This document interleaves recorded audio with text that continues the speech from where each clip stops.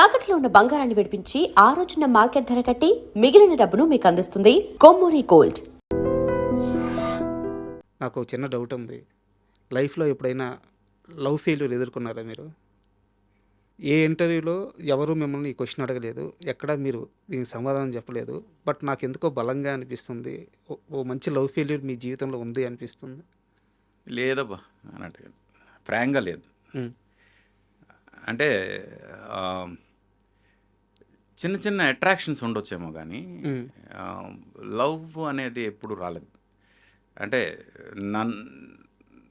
నాకెవరు ప్రపోజ్ చేయలేదు, నేను ఎవరికి ప్రపోజ్ చేయలేదు. అంటే ఎవరైనా అమ్మాయి అందంగా ఉంటే అందంగా ఉంది అని అలా అంతవరకే తప్పితే ఈ అమ్మాయితో ప్రేమలో పడాలి, ఈ అమ్మాయితో ముందుకు నడవాలి అలాంటి ధైర్యం నేను ఎప్పుడు చేయలేదు.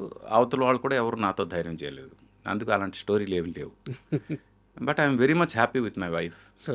అండ్ పెళ్ళి చేసుకున్నాక I have a great love story నా వైఫ్తో. బట్ మీ డౌట్ కారణం నాకు తెలుసు. ఏంటంటే ఇంత మంచి లవ్ సాంగ్స్ లవ్ ఫెయిల్యూర్ ఉన్న వాళ్ళకే వస్తాయని. బట్ నేనేమంటానంటే అలాగా మన మూడ్స్ని మన ప్రొఫెషనల్ని కలపకూడదు అంటాను నేను. ఎందుకంటే ఇప్పుడు ఒక చావు మీద ఒక సాంగ్ చేయండి అంటే చచ్చిపోవాలా? చచ్చిపోతేనే ఆ సాంగ్ తాలూకా ఎసెన్స్ మనకు తెలుస్తుంది. కాబట్టి ఇప్పుడు చచ్చిపోయి మళ్ళీ బతికొచ్చి చావు మీద సాంగ్ చేయాలంటే అవ్వదు కదా. అలాగే లవ్ సాంగ్ చేయాలి అంటే లవ్లోని ఫెయిల్ అవ్వాల్సిన అవసరం లేదు, లవ్లో పడాల్సిన అవసరం లేదు. మనం చేసే వర్క్ మీద లవ్లో పడితే చాలు. నాకు నా వర్క్ మీద ఉన్నంత లవ్ నాకు తెలిసి నేను చాలా ప్రౌడ్గా చెప్తాను, నాకన్నా ఎవరికి ఉండదని. ఎంతంటే నేను పెళ్లి చేసుకునే ముందు నా వైఫ్కి నేను చెప్పిన ఫస్ట్ థింగ్ ఏంటంటే, you are my second wife. నేను ఆల్రెడీ నా వర్క్కి పెళ్లి చేసేసుకున్నాను ఓకే అని చెప్పా.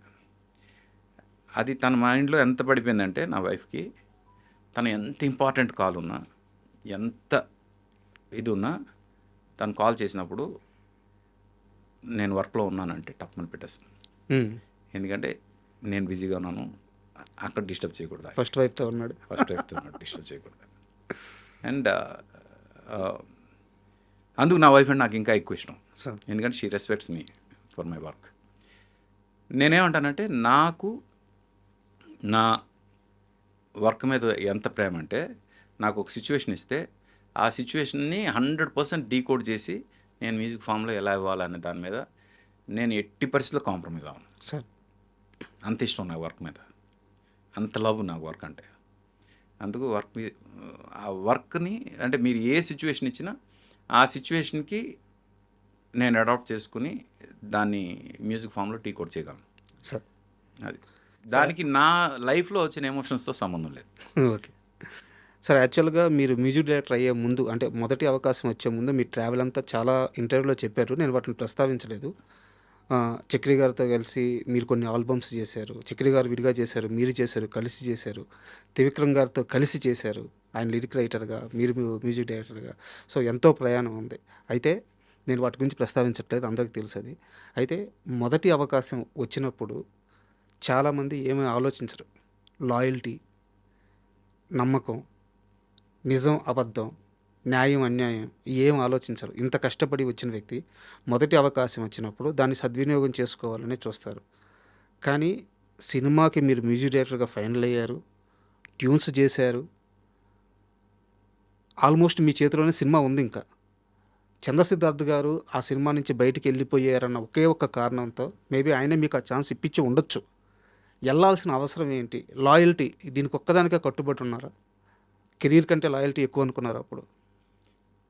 అంటే ఎథిక్స్ లేకుండా మనం బతికితే డౌన్ ది లైన్ వెనక్కి తిరిగి చూసుకున్నప్పుడు ఇక్కడ నేను ఎథికల్గా తప్పు చేశాను అనే ఫీలింగ్ వచ్చినప్పుడు ఆ రోజే చచ్చిపోవాలి మనం. నా పర్సనల్ ఫీలింగ్ అది. అందుకు నేను ఎథికల్గా ఎక్కడ తప్పు చేయకూడదు అనే ఉద్దేశంతోనే నేను ఉంటాను. అక్కడ చందు గారు నేను బెస్ట్ ఫ్రెండ్స్, ఆయన వల్ల నాకు అవకాశం వచ్చింది.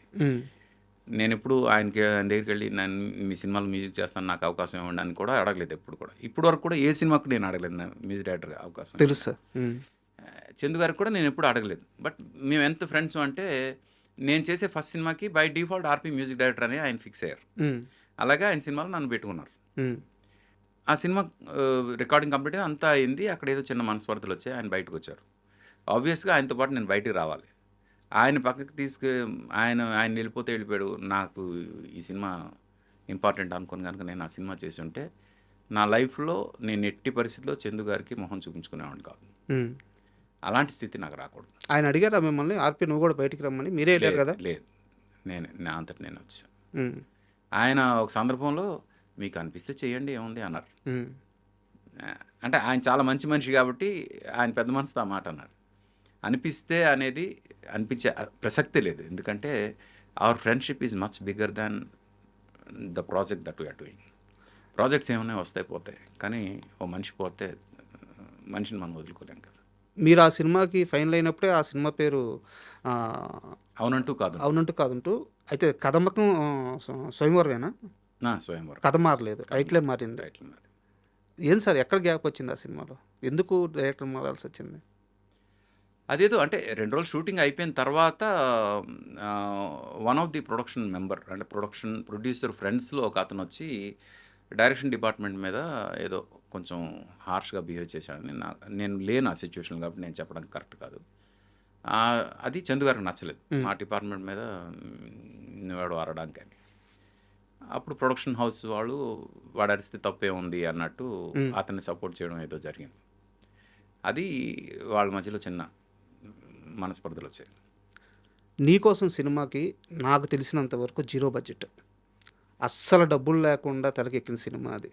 చాలా మినిమం డబ్బులు.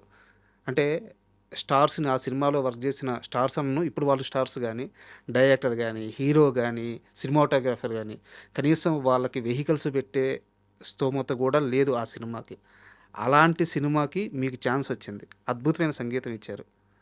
కమర్షియల్గా పే చేశారా మీకు నీకోసంకి?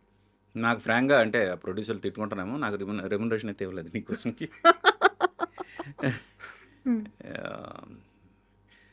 అంటే ఫస్ట్ సినిమా కాబట్టి నేను ఓకే వచ్చిందిగా చాలు అనే దీంతోనే ఉన్నాను. But faced some problems for sure. యాక్చువల్గా ఆ సినిమాకి మ్యూజిక్ డైరెక్టర్ దేవిశ్రీ ప్రసాద్. తనది ఆ సినిమాలో కొంటి బాపు పాట ఉంది కదా, ఆ పాట దేవి చేసింది. మిగతా పాటలు నేను చేశాను. అయితే దేవి చెన్నైలో ఉంటాడు కాబట్టి దేవి కోసం చెన్నై వెళ్ళి యాక్చువల్లీ అది దేవి ఓకే అయ్యి సినిమా కొంత షూట్ అయ్యేంత వరకు ప్రొడ్యూసర్స్ వేరే. ఆ ప్రొడ్యూసర్స్ చేతులు ఎత్తేసిన తర్వాత వేరే వాళ్ళ చేతులకి వెళ్ళిన తర్వాత ఇప్పుడు ప్రతిదీ కూడా క్యాల్కులేటెడ్ మూవ్ చేయాలి. ఇప్పుడు డైరెక్టర్ చెన్నై వెళ్ళాలన్నా అది కూడా ఖర్చే. మ్యూజిక్ అప్పట్లో వాట్సాప్లో అవి లేవు. కరెక్ట్, ఆ సినిమా పరిస్థితి అట్టాగే ఉండేది. అది అందుకు ఇంకా లోకల్గా చేయాలి అనే దీనిలో అప్పుడు ఈ అవునంటూ కాదంటూ చేసిన 2 ట్యూన్లు తీసుకుని వాళ్ళు వైజాగ్ వెళ్ళి షూట్ చేసి వచ్చిన తర్వాత అప్పుడు నాకు ఫోన్ చేసి చెప్పారు, ఈ సినిమాకు నువ్వు మ్యూజిక్ డైరెక్టర్వి, అందరికి నచ్చింది అని. అప్పటి వరకు నాకు తెలియదు నేను ఆ సినిమాకి మ్యూజిక్ డైరెక్టర్ అని. 2 సాంగ్లు షూట్ అయిన తర్వాత నాకు తెలిసింది నేను మ్యూజిక్ డైరెక్టర్ అని. ఆ తర్వాత ఈ సినిమాకి నువ్వే మ్యూజిక్ చేయాలి అంటే అప్పుడు శ్రీను వైట్ల గారు అంటే గంటా శ్రీనివాస్ గారు ప్రొడ్యూసర్, ఆయన చెప్పారు సినిమా టైటిల్ నీకోసం అని చెప్పగానే నాకు మనసులో మెదిలిన పాట నీకోసం టైటిల్ సాంగ్. అప్పుడు శ్రీను వైట్ల గారిని కలిసి ఇలాగ నీకోసం టైటిల్కి నేను ఒక సాంగ్ ట్యూన్ చెప్తాను అని అంటే ట్యూన్ వినిపించాను, ఆయనకు బాగా నచ్చింది. అక్కడ నుంచి వీ ట్రావెల్. అసలు ఒక్కసారి అది హమ్ చేస్తారా నీకోసం సాంగ్? నీకోసం నీకోసం నీకోసం నీకోసం ఎప్పుడు లేని ఆలోచనలు ఇప్పుడే కలిగెను ఎందుకు నాలు, నీకోసం నీకోసం ఈ లోకమిలా ఏదో కలలా నాకంతా కొత్తగా వింతగా కనిపిస్తూ ఉంది, నీకోసం నీకోసం. సాహితీ గారు రాశారు సాహిత్యం. అంటే మీరు ఏ రోజైనా మీరు ఎదురుపడిన రోజు ఒక ప్రశ్న అడగాలనుకున్నాను, నాకు ఈరోజు అవకాశం వచ్చింది. మీ గొంతులో సార్ ఎలాంటి డిస్టర్బెన్స్ ఉండదు. అంటే ఎంత పెద్ద స్టార్ సింగర్ అయినా సరే అది డిస్టర్బెన్స్ అనగాని వాళ్ళు పలికే విధానంలో ఆ వోకల్స్ గాలి రావడము, స్వచ్ఛంగా నీట్‌గా అసలు ఎలాంటి డిస్టర్బెన్స్ లేకుండా ఉంటది మీ వాయిస్.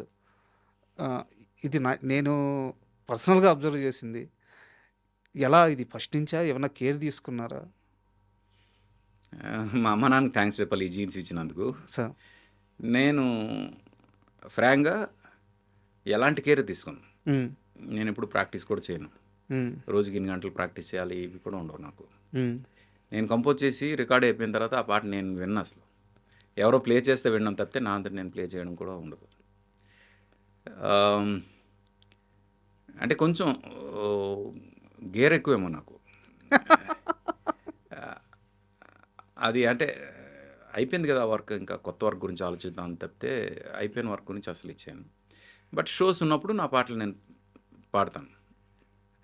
ఆ షోకి ముందు ప్రాక్టీస్ చేయడం అవి కూడా ఉండవు. హ్మ్. డైరెక్ట్ స్టేజ్ ఎక్కి షోలో పాడడం అంతే. అందుకు